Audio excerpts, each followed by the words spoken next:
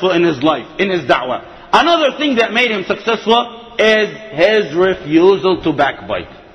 His refusal to backbite. People come to him and they ask him about, especially about dead people. Now he did reply to people who are alive, who were deviant. And you have to do that. When necessary, you have to do that. But they come and ask him about those who died in the past. And you know what? He refused to talk about them.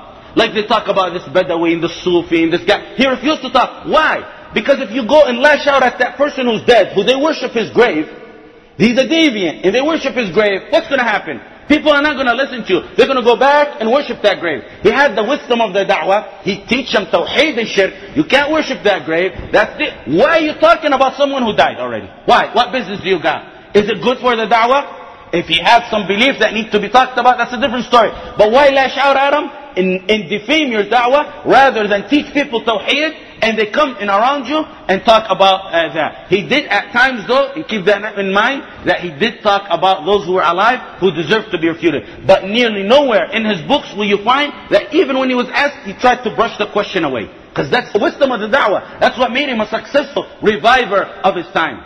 He called people to the aqidah. The next thing is number 4. 3 or 4.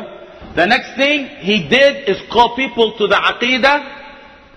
And you know what the aqidah is? The aqidah is the structure, like I just mentioned earlier. The aqidah is la ilaha illallah. Everything after, you could make a lot of problems. But in aqidah, if you come in front of Allah on the judgment day with corruption in your aqidah, you got no hope in Allah. But the thing I want to talk about under aqidah is another subcategory. Is that he set his priorities right when he gave aqidah. You know what he did? Imagine, part of aqidah is, you see innovations, minor innovations, like the mawlid. Innovation. It's a mawlid. You're not supposed to have a mawlid. Do you think he was always talking about mawlid? No. You know what he did? He put his priorities right in aqidah. He put his priorities right in aqidah. What do I mean when I say that? He started off by going to those who asked the graves. He left other people.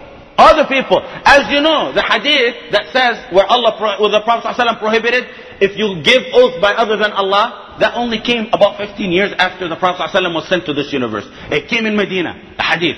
So there was time lapse between the time the Prophet ﷺ was sent to the time. So he went in an order where he spread aqidah. He started off with those who worship shirk. You worship a statue, you worship a dome. He goes to them and he talks about, because why? Because if you do that, you got no hope in front of Allah. You lost it. That's shirk. If you ask anyone other than Allah, that's major shirk. So he started off with those and he went down and down and down to the minor innovation. So he set his priorities. He didn't say, aqidah. Like today, some people, aqidah. We're going to do aqidah. If they don't know their head from their toes in aqidah. Wallah. They don't know their head from their toes in aqidah. You gotta go, even if you know aqidah, not only know aqidah, know your priorities in aqidah. Someone who's worshipping or asking someone other than Allah, you don't tell him grow your beard. You tell him grow your beard?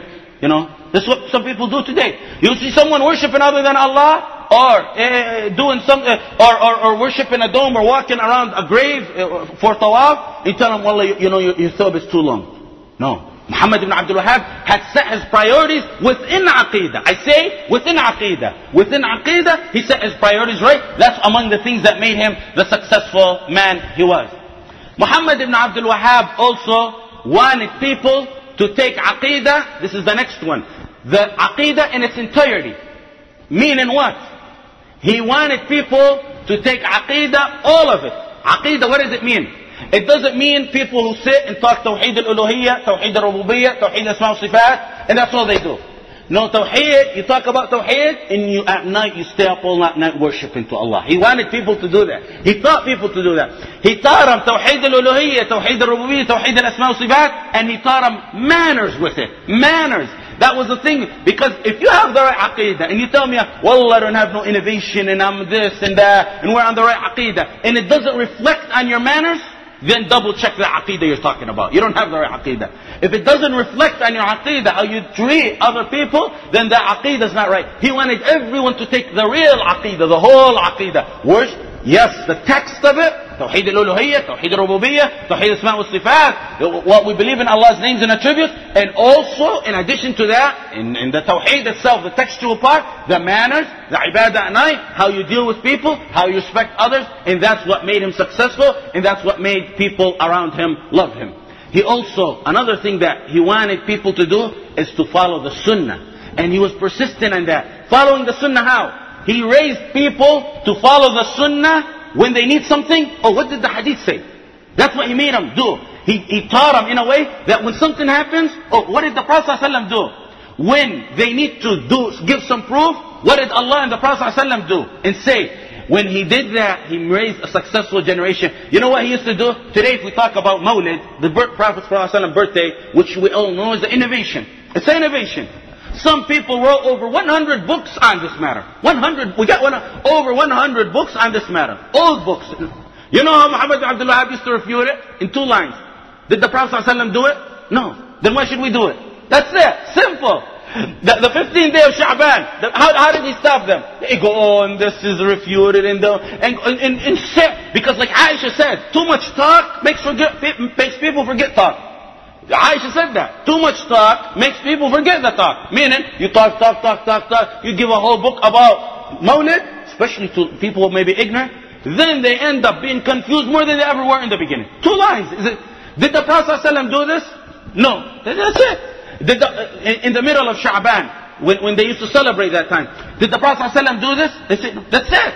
He made it simple and clear. He made the da'wah for them so simple and clear. That Muhammad ibn Abd Al Wahab rahimahullah also in his life refuted. And this is the last thing I was talking about. In his life refuted, but he refuted major people who did deviance, who were a danger. I mean, he didn't go refute someone who had 2 and 3 mistakes and devote his time to refuting them. Very rare do you see and read about his refutation. Very rare.